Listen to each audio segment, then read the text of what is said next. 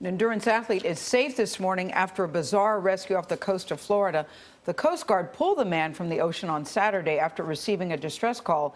He was attempting to run to Bermuda inside a giant floating bubble. Yes, what? he was. Yes, that makes sense. Michelle Miller shows us why he now says that call for help was a mistake. Michelle, what gives? Good morning. I know how to do a double take, didn't you? Well, Yeah. Reza Bellucci, he's an athlete and an activist. The 42-year-old has set running and cycling records to promote world peace. He left Miami last week inside a vessel he constructed using thousands of dollars of his own money. Well, the Coast Guard says they spent thousands of dollars, too, to rescue him after he didn't heed their warnings. Reza Bellucci documented his journey in his self-designed hydropod, wheeling his way into the Atlantic after leaving Miami on Tuesday. The 3-millimeter thick plastic bubble was propelled as he ran inside like a hamster on a wheel. You can push with your hand, go 4 or 5 knots in the ocean. Bellucci planned to wheel himself the entire 1,033-mile journey to Bermuda, stopping only to catch fish and sleep. But his plan didn't quite pan out.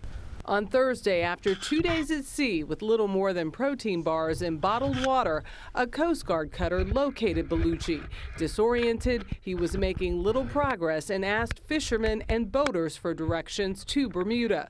Despite repeated warnings about possible dangers, he told a Coast Guard captain he was not about to give up. I think you're going to have a very hard time punching through the Gulf Stream and heading east to make Bermuda. I've been 2 years practice for this. So you are declining to stop your voyage at this time and embark the Coast Guard cutter? I am continuable. On Saturday, Bellucci's locator beacon was activated, prompting a Coast Guard rescue operation 70 nautical miles off the coast of St. Augustine, Florida. He was plucked from his bubble and brought ashore.